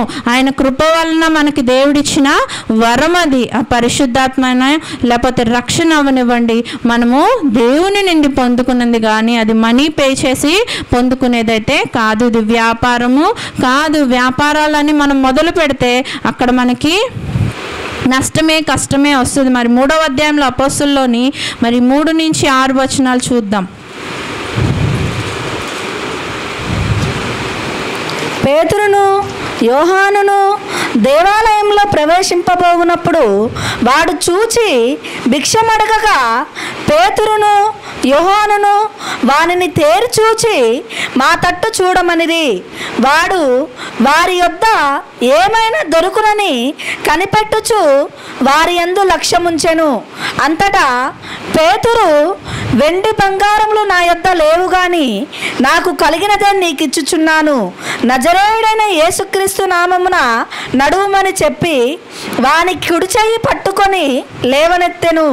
వెంటనే వాని పాదములను చీలమండలములను బలము పొందెను. వాడు దిగ్గున లేచి నిలిచి నడిచెను. నడుచుచు గంతులు వేయుచు దేవుని స్తుతించుచు వారితో కూడా దేవాలయంలోనికి వెళ్ళెను. హల్లెలూయా. హల్లెలూయా. ఇక్కడ పేతురు మరి యోహాను వచ్చినప్పుడు మరి వాళ్ళు ప్రార్థన చేస్తున్నప్పుడు మరి వాళ్ళు మందిరంలోకి వెళ్తున్నప్పుడు అక్కడ ఆయన ఏం చేస్తున్నాడు, అక్కడ భిక్షగాడు, కుంటివాడైన భిక్షగాడు ఏం చేస్తున్నాడు, ధనము ఆయన భిక్షం అడుక్కుంటున్నాడు. వీళ్ళు కూడా భిక్షము అడిగినప్పుడు పేతురు యోహాను ఒకవేళ నిజంగా వ్యాపారం చేసిన వాళ్ళైతే, రక్షణ అమ్ముకున్న వారైతే వాళ్ళ దగ్గర ఎంత వెండి ఎంత బంగారం ఉండాలి కదండి. కానీ వాళ్ళు ఏం చేస్తున్నారు, వెండి బంగారు నాణెములు మా దగ్గర లేవు అంటున్నారు. అంటే వాళ్ళు అది వ్యాపారంగా చేయట్లేదు, అది దేవుని యొక్క వరము. వాళ్ళని పాటించమన్నాడు, ప్రకటించమన్నాడు దేవుడు. ఆ పనిలో ఉన్నారు వాళ్ళు. సాక్షులుగా వాళ్ళు ముందుకి వారు చూసినదంతా తెలియజేస్తూ ప్రజల్ని దేవుని వైపుకి నడిపిస్తున్న బిడ్డలై ఉన్నారు. కనుక అక్కడ ఏం చెప్తున్నారు, మా దగ్గర వెండి బంగారు నాణెములు లేవు. అంటే వారు వ్యాపారము చేయట్లేదు, దేవుని నామాన్ని మాత్రమే ప్రకటిస్తున్నారు. అదే నామములో ఏం చేశారు, ఆ బిడ్డకి మరి స్వస్థతనిచ్చారు. ఆయన నించొని లేచి నడిచి వారితో పాటు దేవాలయంలోకి వెళ్ళారు. ఆ విధముగా మనం పరిచర్యను జరిగించకపోతే ఆ సంఘంలో ఉజ్జీవము ఉండదు. మరి అపోస్తలుడైన పౌలు ఒక చోట ఒక మాట అంటున్నాడు. మొదటి కొరింథీ 2వ అధ్యాయం 2-3 వచనాలు చూసినట్లయితే, నేను యేసుక్రీస్తును అనగా సిలువ వేయబడిన యేసుక్రీస్తును తప్ప మరి దేనిని మీ మధ్య నేను ఎరగకుందునని నిశ్చయించుకొంటిని. మరియు బలహీనతతోనూ భయముతోనూ ఎంతో వణుకుతోనూ మీ యొద్ద నుంటిని. మీ విశ్వాసము మనుష్యుల జ్ఞానమును ఆధారము చేసుకొనక దేవుని శక్తిని ఆధారము చేసుకొని ఉండవలెనని నేను మాట్లాడినను, సువార్త ప్రకటించినను, జ్ఞానయుక్తమైన తీయని మాటలను వినియోగింపక పరిశుద్ధాత్మయు దేవుని శక్తియు కనపరచు దృష్టాంతములనే వినియోగించి తిని. హల్లెలూయా, హల్లెలూయా. పౌలు ఏమైపోయాడంట, ఆయనకున్న దేవుడిచ్చిన సమస్తమైన జ్ఞానాన్ని మనం ఇప్పుడు చదివిన వచనంలో చూస్తే, నేను యేసుక్రీస్తును అనగా సిలువ వేయబడిన యేసుక్రీస్తును తప్ప మరి దేనిని మీ మధ్య ఎరుగకుందునని నిశ్చయించుకొంటిని. అంటే యేసయ్యను తప్ప నేను ఇంకా మీకు దేనిని నేను ఇవ్వడానికి వీల్లేదు, మీ దగ్గర నుంచి పిచ్చుకోవడానికి వీల్లేదని నిశ్చయించుకొంటిని. మరియు బలహీనతతోనూ భయముతోనూ ఎంతో వణుకుతోనూ మీ వద్ద ఉంటిని. మీ విశ్వాసము మనుషుల జ్ఞానమును ఆధారము చేసుకొనక దేవుని శక్తిని ఆధారము చేసుకొని ఉండవలెనని నేను మాట్లాడినను, సువార్త ప్రకటించినను, జ్ఞానముయుక్తమైన తీయని మాటలు వినియోగింపక పరిశుద్ధాత్మయు దేవుని శక్తియు కనపరచు దృష్టాంతములనే వినియోగించి తిని. అంటే ఆయన ఏమైపోయాడంటే, ఆయనకు తెలిసిన సమస్తాన్ని వాళ్ళకి ఏముందో ఆయనలో ఫుల్ తీసి అక్కడ పెట్టేశాడు. దానికి పేమెంటు చేస్తలేదు, చేయించుకోలేదు. వాళ్ళు ఫుల్గా దేవుని శక్తిని బోధిస్తున్నాను అంటే ఆయన ఖర్చు అయిపోయాడు. ఖర్చు తీసుకోలేదు కానీ ఆయన ఏమైపోయాడు, ఖర్చు అయిపోయాడు దేవుని కోసము. ఆయన మొత్తము సమస్తమైన దేవుని జ్ఞానమును వాడేశాడు. అదే తీయని మాటలు చెప్పి చెడగొట్టలేదు కానీ పరిశుద్ధాత్మ వలన ఆయన పరిశుద్ధాత్మయు దేవుని శక్తియు కనపరచు దృష్టాంతములనే వినియోగించి తిని. దేవుని యొక్క మాటలు మాత్రమే వినియోగించి, నా మాటలు దేవుని యొక్క నా సొంత మాటలు కాదు కానీ దేవుని మాటలు మాత్రమే మీకు బోధించాను. నేను ఏది తీసుకోకూడదని మీతో నిశ్చయించుకున్నాను. యేసుక్రీస్తు తప్ప మనకి ఏమీ లేదు. యేసును మాత్రమే ఇచ్చిపుచ్చుకున్నారు వాళ్ళు. డబ్బులు అవి వ్యాపారాలు అక్కడ జరగలేదు. కానీ మనకు ఒక దైవజనుడు తెలుసు బైబిల్ గ్రంథంలో, గెహజీ అని. ఆయన ఏం చేశాడండి, ఆ యొక్క స్వస్థతను ఆయన నయమాను దానికి స్వస్థత జరిగినందుకు పేమెంట్ ఇస్తాడు. నేను ఇది సంతోషంతో నేను ఇస్తున్నానయ్యా, మీరు తీసుకోండి అంటే ఎలీషా ఏమంటాడు, నో నాకొద్దు, నేను ఇది నీకు నా దేవుడు ఇచ్చాడు, నేను నీకు ఇచ్చాను, వెళ్ళిపో, ఆనందించు, సంతోషముగా ఉండు, దేవుని కృపను వివరించు నువ్వు కూడా అని చెప్పి పంపిస్తే వాడు ఏం చేస్తాడు, మధ్యలోకి వెళ్ళి ఆ గెహజీ అనే అతను ఆ యొక్క వ్యాపారం చేస్తాడు. ఆయనకు వద్దేమో, మేము బిడ్డలు కలిగి ఉన్నాం, భార్య ఉంది, నా బిడ్డలు ఉన్నారు, నేను పోషించుకోవాలి, అవి నాకు ఇవ్వండి. అని అడిగి తీసుకొని అది వ్యాపారంగా మార్చేశాడు. దాన్ని బట్టి ఆయన ఏమైపోయాడు? కుష్ఠరోగి అయిపోయాడు. అంతే తప్ప మనము దేవుని సంఘాన్ని కానీ మన దేవుని మాటలను కానీ వ్యాపారంగా చేయకూడదు. ఎందుకంటే అది దేవుడిచ్చిన వరమే కానీ మనుషులు పేమెంట్ చేస్తే ఇచ్చేదైతే కాదు. దేవుని సంఘమును, దేవుని ఆలయమును దొంగల గృహముగా చేయొద్దు, వ్యాపార స్థలముగా చేయొద్దని దేవుడే సహితము అక్కడ మనకి కొన్ని చోట్ల మనం వాక్యంలో చూసినప్పుడు ఇందాక మనం మాట్లాడుకున్నట్టు ఆయన ఒప్పుకోలేదు. ఆయన సీరియస్ అయిపోయాడు. ఇది జరగకూడదు. ఇక్కడ మందిరంలో వ్యాపార స్థలాలు ఉన్నాయి, ఇక్కడ నువ్వు వ్యాపారం చేయడానికి వీలు లేదని ఆయన సీరియస్ అయిపోతాడు. మనం దానిని ఎంకరేజ్ చేయకూడదు, ఆ విధంగా మనము కూడా జీవించకూడదని దేవుని మాటలు బట్టి మనం తెలుసుకోవాలి. ఈ ఉజ్జీవం చల్లారిపోవడానికి మొట్టమొదటి కారణం ఏమై ఉన్నది? వ్యక్తి పూజ, పర్సన్ వర్షిప్. దేవుని కాకుండా ఎవరిని మనము పూజ చేయకూడదు. రెండవదిగా ఏమై ఉన్నది? వ్యాపారం, కమర్షియలైజేషన్గా మనము ఈ యొక్క మందిరాన్ని మనము చేయకూడదు. మూడవదిగా చూస్తే పిలుపు నుంచి వైదొలిగిపోవడం, డీవియేషన్ ఫ్రమ్ కాల్.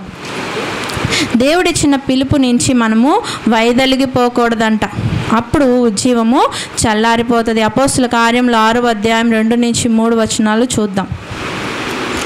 అప్పుడు 12 అపోస్తలులు తమ యొద్దకు శిష్యుల సమూహమును పిలిచి, మేము దేవుని వాక్యము బోధించుట మాని ఆహారము పంచిపెట్టుట యుక్తము కాదు. కాబట్టి సహోదరులారా, ఆత్మతోనూ జ్ఞానముతోనూ నిండుకొని మంచి పేరు పొందిన 7 మనుష్యులను మీలో ఏర్పరచుకొనుడై మేము వారిని ఈ పనికి నియమింతుము. అయితే మేము ప్రార్థన యందును వాక్య పరిచర్య యందును ఎడతెగక యుందుమని చెప్పిరి. హల్లెలూయా, హల్లెలూయా. సేవకుల్ని దేనికి ఎన్నుకున్నారండి? ఇక్కడ అపోస్తలులు చెప్తున్నారు కదా 4వ వచనంలో, ప్రార్థన యందు వాక్య పరిచర్య యందు మేము ఎడతెగక ఉంటాం. కానీ ఆ రోజుల్లో వీళ్ళు వెళ్ళే మీటింగ్స్కి, మరి మీటింగ్కి వచ్చే గుంపుకి ఏం చేయాలి? ప్రేయర్ అయిపోతుంది. మరి ఉట్టి కడుపుతో అక్కడ పంపలేరు కదా, వాళ్ళకి ఫుడ్ అరేంజ్ చేయాలి, వాటికి ఏమో చేయాలి కదండి. అయితే దాన్ని కూడా వాళ్ళు ఇష్టపడలే. వాళ్ళు ఏం చెప్తున్నారు? దానికోసం సపరేట్ ఒక గుంపుని ఎన్నుకుంటాం, మాకు ఒక డీవియేషన్ అనేది వద్దు, మేము ప్రేయర్ చేయాలి, మేము వాక్యం బోధించాలి. ఈ మాట నుంచి, ఈ పని నుంచి మేము వైదొలిగి మేము కన్ఫ్యూజ్ అయిపోతాం. వేరే పనుల్లో పడిపోయి ఆ పని భారం వల్ల ఇది తగ్గకూడదు మాలో. సో మేమేం చేయకూడదు? డీవియేట్ అవ్వకూడదు. అంటే మాది పక్క త్రోవ మరలకూడదు. దేని మీద ఉండాలి మన చూపు, మన దృష్టి?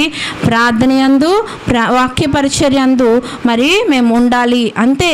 అంటే వాళ్ళు దైవజనులు కనుక అది వారు ఫిక్స్ చేసుకున్నారు. మరి ప్రతి ఒక్కరికి ఒక పిలుపు అనేది దేవుడు మనల్ని పిలిచి ఉన్నాడు కదండి.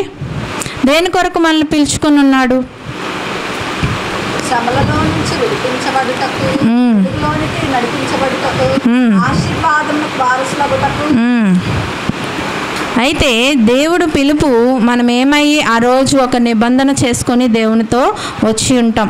ఈ లోకంలో ఎన్ని శ్రమలున్నా, ఎన్ని సమస్యలున్నా తండ్రి, నీ నుంచి మేము వైదొలిగిపోము, నీ మీదే మా దృష్టి కేంద్రీకరించుకుంటాము. అంతేకాకుండా ఈ యొక్క ఆలోచన తప్ప మాకు వేరే డీవియేషను ఉండకూడదు. సేవకులకి ఏ విధంగా బోధన, వాక్యము, ప్రార్థన ఉంటుందో మనకి కూడా కొన్ని నిబంధనలు ఉన్నాయి. ప్రార్థన చేసుకోవాలి, మన విశ్వాసాన్ని కాపాడుకోవాలి, మన పాపంలోకి మళ్ళీ తిరిగి వెనక్కి ఆ పెంట వైపు చూడొచ్చా? దేవుని వాక్యం నమ్ముకోగానే దైవజనులు బాప్తీసం రోజు మనకేం చెప్తారు? వీటిని విసర్జించు, వీటిని చంపే, వీటిని ధరించుకో అని మనం నేర్పించారా లేదండి? బాప్తీసం తీసుకున్న బిడ్డలందరికీ సేవకులు నేర్పించారా లేదా అండి? ఆ రోజే వదిలేస్తే అది పిలిపేనా? పిలుపులో ఉన్నట్టా? పిలుపు నుంచి మనము దైవజనుడే అవనివ్వండి, మరి సంఘ బిడ్డే అవనివ్వండి, ఎవరైనా ఏ విశ్వాసి అయినా సరే అందులో నుంచి వైదొలగడానికి వీలు లేదు. వాళ్ళంతా ఖచ్చితంగా ఉన్నారు. చూసారా, మేము ఈ పనులు చేస్తూ మేము సమయాన్ని వృధాపరచుకోలేము. మా యొక్క మేము దేనిలో ఉంటాము? పర్ఫెక్ట్గా ప్రార్థన యందు వాక్య పరిచర్య యందు మేము ఎడతెగక ఉంటాము. ఎడతెగక అంటే మానక, కొంచెం సేపు కూడా మేము వేస్ట్ చేయము. అంటే డీవియేట్ అయిపోవడానికి ఇష్టపడుతున్నట్ట, అందులోనే ఉన్నట్ట, అందులోనే మనము ఉండాలి. కొంచెం డీవియేట్ అయిపోయిన పర్సన్స్ ఉన్నారు. మీకు లోకంలో చూపించాలంటే కేఏ పాల్ గురించి ఒకప్పుడు ఆయన ప్రవర్తన ఎలా ఉండేదండి. నేను చిన్న పాపగా ఉన్నప్పుడు పొద్దున్నే టీవీ ఆన్ చేస్తే ఆయన సభ, పెద్ద సభ, ఎంత పెద్ద సభలో, ఎంత పెద్ద వైట్ హౌస్కి ఎవరు వెళ్ళలేరు. అలాంటిది ఈ యొక్క దైవజనుడు వెళ్ళి ఆ వైట్ హౌస్లో ఉన్న ప్రెసిడెంట్స్కి కూడా ప్రేయర్ చేసినంత గొప్ప పరిచర్య ఆ బిడ్డ ద్వారా దేవుడు నియమించుకొని జరిగించాడు. ఇక్కడి నుంచి మన సేవకులు ఇప్పుడు వెళ్తున్న వాళ్ళు అక్కడ ఉన్న మన ఇండియన్స్ దగ్గర వాక్యాలు బోధిస్తున్నారే కానీ ఈయనైతే అక్కడికి వెళ్ళి ప్రత్యేకంగా ఆ ఊరు వాళ్ళకే బోధన చేసి వచ్చేవారు. ఆ యొక్క ప్రార్థనకి ఇక్కడ మనం ఎలా వెళ్తాము, పెద్ద పెద్ద మీటింగ్స్ అయితే అలా వచ్చేవాళ్ళు జనాలు ఆ దేశంలో కూడా. అంటే ఆయన ఎంత దేవుని ఆత్మతో నింపబడకపోతే ప్రజలు అలా ఆకర్షించబడతారు. ఆయనకి ట్రాన్స్లేటర్స్, ఆయనకు అలాగే వాక్య బోధ, అలాగే విధంగా మరి ఆయన అద్భుతాలు దేవుని కోసం ఎన్నో నిలబడి చేశాడు. మరి ఎక్కడ డీవియేట్ అయిపోయాడో ఇప్పుడు ఎలా ఉంది. నేను ఒక బిడ్డను కనేసాక ఆ బిడ్డ కూడా దాన్ని అతన్ని ఎక్కిరించే స్థితిలో, నేను ఆ బిడ్డలో ఉన్నప్పుడు ఆయన ఒక గొప్ప స్థానంలో చూశాను. నాకు ఇప్పుడు పుట్టిన బిడ్డ ఆయనను ఎక్కిరించే స్థానంలో ఆయనకి వచ్చేసాడు. ఏమైపోయాడు? డీవియేట్ అయిపోలేదా? పిలుపులో ఉన్నాడా? పరిచర్యలో ఉన్నాడా? మీకు ఎగ్జాంపుల్కి చెబుతున్నా, ఎవరినో మనం విమర్శించొద్దు కానీ విషయం మీకు అర్థం అవడానికి దేవుడు కూడా కొన్ని ఉపమానాలు వాడేవాడు. అంటే మనకు అర్థం అవడానికి. అది మనలో ఇప్పుడు ఆ కేఏ పాల్ గారి దగ్గర మన బొమ్మ వేసుకుందాం. మనం ఎలా ఉన్నాం, ఫస్ట్లో, సెకండ్లో, థర్డ్లో, ప్రెజెంట్లో ఎలా ఉన్నాం మనము బొమ్మ వేసుకొని చూస్తే మన ఫ్లాస్ మనకి అర్థమైపోతాయి. మన గురించి మనకన్నా ఎవరికైనా తెలుసా? ఏమండి? కనుక మనల్ని మనమే ఇప్పుడు స్వపరీక్ష చేసుకుందాం. దేవా, నీవు పిలుస్తావు నన్ను, ఆ పిలుపులోనే నేను ఉన్నానా? నేను ఏ విధంగా అయిపోతున్నాను ఈ రోజుల్లో? తండ్రి, నన్ను క్షమించు. ప్రార్థన చేయి. నేను నీ యందు సంతోషించినట్లు నీ ప్రజనైన నన్ను మరలా బ్రతికింపవా తండ్రి. నన్ను ఉజ్జీవపరచు తండ్రి. నాలో ఉజ్జీవము చల్లారిపోయింది. నీ పిలుపు నుంచి నేను వైదొలిగిపోతున్నాను, డీవియేట్ అయిపోతున్నాను, నా త్రోవ తిప్పేసుకుంటున్నాను. నన్ను క్షమించు. నేను నీకు ఏ మాట ఇచ్చాను ఆ మాట మళ్ళీ నాకు గుర్తు చేసినందుకు నీకు వందనాలని మళ్ళీ ఆ యొక్క పిలుపుని గుర్తు చేసుకో. మళ్ళీ నీలో దేవుడు ఉజ్జీవము నింపడానికి ఈరోజు సిద్ధముగా ఉన్నాడు. మరి ఇదొక పాయింట్ ఏంటంటే ఈ రోజుల్లో సంఘంలో మరి మెంబర్షిప్స్ ఎక్కువైపోయినాయి. ఎక్కువ జనం వల్ల ఏమైపోతుంది, where membership rises murmuring rises అంటారు.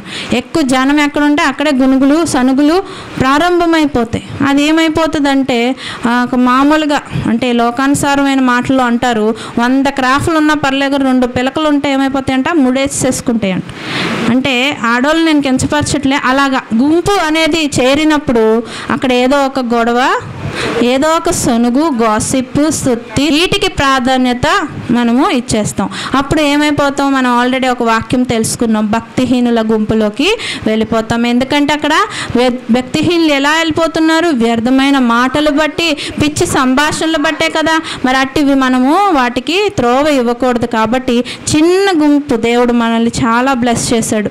ఇంత చిన్న గుంపునే మనము దేవుల్లో ఉన్నతంగా ఎదుగుదాం. మనకిచ్చిన పిలుపుని మరి తిరిగి మళ్ళీ గుర్తు చేసుకొని మేము మళ్ళీ ఉజ్జీవంగా ఉంటామని తిరిగి లెగిసి నిలబడదాం, దేవుని సన్నిధిలో నిలబడదాం, అడుగుదాం, దేవా మళ్ళీ మమ్మల్ని బ్రతికించవా, మేము చల్లారిపోయామయ్యా, మా ఆత్మ నిర్లక్ష్యం వచ్చేసింది, నాకు ఏదో వచ్చింది, ఏం తిట్టుకుంటావు తిట్టుకొని సరైపో, దేవుని అడిగితే నిన్ను బ్రతికించడానికి ఆయన సిద్ధంగా ఉన్నాడు. ఒకప్పుడు నువ్వు ఇలా ఉన్నావా, ఒకప్పుడు నీ పూర్వస్థితి, నీ పూర్వపు పిలుపు, నీ యొక్క దేవుని సన్నిధిలో నువ్వు ఇచ్చిన మాటలన్నిటినీ మనము జ్ఞాపకం చేసుకుందాం. మరి ఇందులోనే ఇంకో మాట ఉంది ఏంటంటే ప్రోవర్బ్స్ 29:18 సామెతలు 29:18 దేవుని వాక్యం చెప్తుంది, దైవోక్తి లేనివాడేమంటాడంట, దైవోక్తి లేని ఎడల జనులు కట్టు లేక తిరుగుదురు, ధర్మశాస్త్రం అనుసరించువాడు ధన్యుడు. మనము ఎప్పుడైతే ఆ కాల్ నుంచి, ఆ యొక్క దేవుని యొక్క చూపించిన దర్శనము నుంచి, దేవునిలో ఇంగ్లీష్లో మంచి పదం ఉంది అది, where there is no vision the people will perish. ఎక్కడ మనకి ఒక దర్శనము, ఒక పిలుపు అనేది మనము అక్కడ పెట్టుకున్నామో దాని నుంచి మనం పక్కకి తిప్పామా మన బుర్ర, మనం ఏమైపోతాం, కట్టు లేకుండా నశిస్తామంట. అంటే నశించిపోతాం, ఇంకా పనికి రాకుండా అయిపోతాం. నశించిపోవడానికా అండి మనం ఎంతకాలం భక్తి చేసాము చెప్పండి. నెక్స్ట్ పాయింట్ వస్తే శాఖ భేదాలు, అంటే డినామినేషన్స్ అంటారు కదండి. ఏమంటే నేను సిఎస్ఐ, నేను బ్యాప్టిస్ట్, నేను లూథరన్, మాకు ఇట్లా ఉంటాయి, మా చర్చ్లో ఇట్లా నడవదు, మా చర్చ్లో ఇలాంటి పద్ధతులు ఉండవమ్మా. మీ ఫ్రెండ్స్, మీకు అలా క్రిస్టియన్స్ ఫ్రెండ్స్ ఉంటే మీకు అర్థమైపోతుంది ఆ సర్కిల్లో మీకు వాళ్ళు ఎలా మాట్లాడతారు అనేది. మాకు ఇట్లా ఉండదు, మీరేంటి ఇలా ఉన్నారు, మీరేంటి అలా ఉన్నారు, మీ మాట తీరేంటి ఇలా ఉంది, మీ ప్రవర్తన ఏంటి ఎలా ఉంది, అలాగ కొన్ని బోధలు చేస్తుంటారు. కొంతమంది తండ్రిని నమ్ముతారు, కొంతమంది కుమారుని నమ్ముతారు, కొంతమంది బాలయేసు అంటారు, కొంతమంది ఏమంటారు పరిశుద్ధాత్మని నమ్ముతారు, కొంతమంది పరిశుద్ధాత్మ ఎవరు అంటారు. ఇవన్నీ చాలా విభేదాలు ఉన్నాయి. మనము అసలు ఏది నమ్మాలంటే యేసయ్యను నమ్మాలి. మనం ఏది ఎసెన్షియల్, ఏది ఉపయోగమో అది పట్టుకోవాలి, ఏది వ్యర్థమో దాన్ని వదిలేయాలి. అంతేగాని ఓకే ఇంకా ఇది ఒక ముద్ర వేసుకొని నేను ఈ యొక్క డినామినేషన్లో ఉన్నాను, నేను ఈ డినామినేషన్లో ఉన్నాను, వీటికి ప్రాధాన్యత ఎక్కువ ఇచ్చేస్తున్నాను. ఎసెన్షియల్ని పట్టుకోండి, నాన్ ఎసెన్షియల్ని విడిచేయండి. ఇదొక్కటి మీ హృదయంలో పెట్టుకోండి. నేను సిఎస్ఐ, నేను బ్యాప్టిస్టా, నేను దేనికి చెందాను, ఈ క్వశ్చన్స్ మీకు వద్దు, వీటిలా మీరు వద్దు. అలా ఉన్నవారి వల్ల ఏమవుతుందంట, సంఘంలో ఆత్మ చల్లారిపోతుంది. మరి 5వ పాయింట్ చూస్తే స్తంభించిపోయి ఉండడం, స్టాగ్నేషన్. మరి అపోస్తుల కార్యంలో 8వ అధ్యాయం 4వ వచనం చూద్దాం. కాబట్టి చెదరిపోయిన వారు సువార్త వాక్యమును ప్రకటించుచు సంచారము చేసిరి. హల్లెలూయా, హల్లెలూయా. కాబట్టి చెదిరిపోయిన వారు సువార్త వాక్యమును ప్రకటించుచు సంచారము చేసిరి. మనం పిలుపుకు వచ్చిన మనము విశ్వాసులమైన మనము దేవజనులు అయినప్పటికీ, విశ్వాసులు అయినప్పటికీ మనం అక్కడే అలాగ ఆగిపోకూడదంట, స్తంభించిపోకూడదు, స్టాగ్నేట్గా ఉండిపోకూడదు. ఒక నీళ్ళైనా చూడండి, అలా ఒక గ్లాసులో వేసి క్యూట్గా ఉన్నాయి కదా అని అలా పెడితే ఏమవుతుంది, కొన్ని రోజులు అయ్యాక గబ్బు స్మెల్, మంచి వాటరే అవి, కానీ కొన్ని రోజులకి ఏమవుతుంది, అది గబ్బు పట్టేస్తుంది. లేకపోతే అందులో కొంచెం మస్కిటోస్ వాటి గుడ్లు పెట్టి లార్వాలు పుట్టి మళ్ళీ దోమలు అక్కడి నుంచి జనరేట్ అయిపోతాయి. ఇప్పుడు డెంగ్యూ వల్ల మీకు మంచి అవేర్నెస్ కూడా ఇస్తున్నారు కదా, నీరు ఎక్కడ స్టాగ్నేట్ లేకుండా ఎప్పుడు పొడిగా ఉండేలా చూసుకోండి. ఎందుకని చెప్తున్నారు, దానివల్ల మనకి మంచిది కాదు. ఏదైనా స్టాగ్నేట్ ఫామ్లో ఉన్నది ఏది మంచిది కాదు. పారుతున్న జలము మంచిది, నిలబడిపోతే అక్కడ నాచు దరిద్రమే వస్తుంది. అలా ప్రవహించినప్పుడు నీలో ఇంకా ఉన్నతమైన నీ యొక్క భావాలు ఇంకా అభివృద్ధి చెందుతాయి, నువ్వు ఇంకా ఉన్నతంగా మార్చబడతావు. నువ్వేం నేర్చుకున్నావు అక్కడిదే అలా కప్పేసుకొని నేను బాగున్నాను, నా ఇల్లు బాగుంది, నా బిడ్డలు బాగున్నారు అనుకొని ఉండిపోకూడదంట. కానీ ఏం చెప్తున్నారు ఇక్కడ, యెరూషలేములో నుంచి సంఘంలో ఆ రోజుల్లో హింస జరిగి ప్రజలకి ఏమవుతుంది, అక్కడ ఆ సమయంలో పర్సిక్యూషన్ జరుగుతుంది. మీరు ఫస్ట్ వచనం నుంచి చూస్తే ఆ కాలమంది యెరూషలేములోని సంఘమునకు గొప్ప హింస కలిగినందున అపోస్తలులు తప్ప అందరూ యూదయ సమరయ దేశంలో అందు చెదిరిపోయి భక్తిగల మనుషులు స్టెఫెను సమాధిని చేసి అతన్ని గూర్చి బహుగా ప్రలాపించిరి. సౌలైతే ఇంటింటా వచ్చి పురుషులను స్త్రీలను ఈడ్చుకొని పోయి చెరసాలలో వేయించి సంఘమును పాడు చేయుచుండెను. కాబట్టి చెదిరిపోయిన వారు సువార్త వాక్యమును ప్రకటించుచు సంచారం చేస్తారు. అక్కడి నుంచి చెదిరిపోయిన వాళ్ళు ఆ పరిస్థితులు చూసి భయపడిపోయి అక్కడ ఆగిపోలే. మేము ఎక్కడో దాక్కొని మేము భక్తిగా ఉంటే ఏసై వచ్చినప్పుడు వెళ్ళిపోవచ్చులే, మేము కనబడొద్దు అనుకున్నారా అండి? స్టాగ్నేట్ అవ్వకూడదు, అక్కడ ఒకలాగా స్తంభించిపోయి ఉండిపోకూడదు. కానీ దేవుని వాక్యం చెప్తుంది, చెదిరిపోయినప్పటికీ వాళ్ళు బెదిరిపోలేదు, కానీ వాళ్ళు ఏం చేస్తున్నారు, సువార్త వాక్యమును ప్రకటిస్తున్నారు. మన దేవుడు మనకిచ్చిన ఆజ్ఞ ఏంటి, మార్కు 16:15లో నీవు సర్వలోకానికి వెళ్ళి సర్వ సృష్టికి సువార్తను ప్రకటించమన్నాడు. కానీ కూర్చో, నువ్వు బాప్తిజం పొందావు కదా, నువ్వు బాగున్నావు కదా, నీ ఇంట్లో నువ్వు రూమ్లో లాక్ వేసుకొని కూర్చో అని చెప్పలే. కదండి. మనం ఏం చేయాలి? సువార్తను ప్రకటించాలి. నువ్వు తెలుసుకున్న మంచి మాటలు నలుగురికి బోధించాలి. అక్కడికి నువ్వు ఎక్కడున్నావో అక్కడ గొంగెల్లా ఉండిపోకూడదు. ఇంకా కొత్త కొత్త దేవుని వాక్యాల్లో ఇంకా జ్ఞానాన్ని సంపాదించుకోవాలి. దేవునిలో నీ భక్తి జీవితాన్ని ఇంకా పెంపొందించుకోవాలి. కానీ ఎక్కడున్నాను, ముందు నేను ఎంతే పాడొచ్చు అంత పాటే పాడతాను, నాకు ఇంతకైనా ఏటి రాదు అనకూడదు. నేర్చుకోవాలి దేవుణ్ణి ఇంకా స్తుతించుట, ఇంకా దేవునికి హ్యాపీ చేయడానికి మనము ప్రయత్నించాలి. మోడిఫికేషన్, మనం ఆ రోజు వేసిన డ్రెస్ ఈ రోజుకి వేస్తున్నామా? ఇదే ట్రెండ్తో పాటు మనం కూడా సెట్ అవుతున్నాం కదా, వేస్తున్నాం, మారుస్తున్నాం. మొదలుగా ఇలాగే కాదు, ఇలాగ కూడా ఉండాలి, ఎందుకంటే ప్రజలు మమ్మల్ని ఒప్పుకోరు అని మార్చుకుంటున్నాం కదా. అలాగే మనల్ని మనము దైవికంగా కూడా అక్కడే ఇంతే భక్తి నేర్చుకున్నాను ఇంతే చాలు అనకూడదు. నీ భక్తి జీవితాన్ని పెంపొందించుకోవాలి. నీకున్న భక్తి జీవితంతో ఈ లోకంలో ఈ రోజుల్లో అయితే అది సరిపోదు. నువ్వు పెంచుకోవాలి, దాన్ని అభివృద్ధి చేసుకోవాలి. విశ్వాసిగా ఉన్న నీవు ఒక్కదానివే ఎంతకాలం సంఘానికి నడిపించబడతావు? నీతో పాటు నలుగురిని తీసుకురావాలి, గుంపుని వేసుకురావాలి, వాళ్ళకి వాక్యం చెప్పించాలి, వాక్యం నువ్వు చెప్పాలి, నువ్వు చెప్పేదానిలాగా ఎదిగిపోవాలి. అంతేనా? ఒక్కొక్కరికి ఎంతెంత మరి విశ్వాస జీవితం ఉంది. బాప్తిసం నిన్న మొన్న తీసుకున్న వాళ్ళు కాదు కదా మీరు అందరూ, ఎప్పుడో తీసుకున్నారు. మరి మీరు ఎంతమంది ఆత్మలు సంపాదిస్తున్నారు? దేవుని కోసం ఏం పోరాడుతున్నారు? మీరు వెళ్ళే స్థలాల్లో నీకు ఎంతో ప్రియమైన స్నేహితురాలకైనా చెప్పావా, స్నేహితుడికైనా చెప్పావా? ఒక్కసారి యోచించుకో. నీ ఫ్రెండ్ మరి నీకు నరకంలోకి నువ్వు ఎలాగ పరలోకానికి వెళ్ళిపోతావు? నీ భార్య వెళ్ళిపోతుంటే నువ్వెలా వెళ్ళిపోతావు? నీ భర్త వెళ్ళిపోతుంటే నువ్వెలా వెళ్ళిపోతావు? నీ ఇంటినైనా నువ్వు బాగు చేసుకో, నీ ఇంటిలోనైనా నువ్వు ఉజ్జీవాన్ని రగిలించు. మళ్ళీ అడుగుదాం దేవుణ్ణి, కొరాహు కుమారులు అడిగినట్లు ఏమని, నీవు నీ ప్రజలను సంతోషింపజేయనట్లు నీవు మరలా మమ్మను బ్రతికింపవా అని ప్రార్థన ప్రతి ఒక్కరూ ఈరోజు మనము మన ప్రార్థనలో ఉన్నట్లయితే పర్వాలేదు, లేనట్లయితే ఆ ప్రార్థన మనము యాడ్ చేసుకుందాం. ఉజ్జీవాన్ని రగిలించుకుందాం. ఉజ్జీవాన్ని మనుషుల వల్ల అయితే వచ్చేది కాదు కనుక దేవుణ్ణే మనం అడిగి దాన్ని దేవుని నుంచే పొందుకుందాం. ప్రియులారా, సంఘము కొరకు, సేవకుల కొరకు, దేశము కొరకు, దేశంలో ఉన్న ప్రతి సంఘము కొరకు, మరి పరిశుద్ధాత్మ యొక్క నింపుదల కొరకు అధికముగా మనము భారముతో ప్రార్థన చేద్దాం. ఈ యొక్క దేవునిది మనము ఈ యొక్క మాటనైతే ఖచ్చితంగా ఈ రోజు నుంచి మనము అడుగుదాం.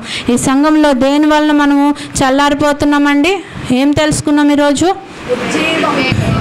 వ్యక్తి పూజ, వ్యాపారం, దేవుని పిలుపు నుంచి వైదొలిగిపోవడం, శాఖ భేదాలు, స్తంభించిపోవడం. వీటన్నిటినీ ఒకవేళ మనలో ఉన్నట్లయితే వాటిని కూడా తీసుకొని ఆ కొమ్మల్ని నరికేసి మనల్ని మనము దేవునిలో పర్ఫెక్ట్ చేసుకుందాం. ఆయన అప్పుడు ఖచ్చితంగా నిన్ను నన్ను ఆయన ఉజ్జీవంతో నింపుతాడు.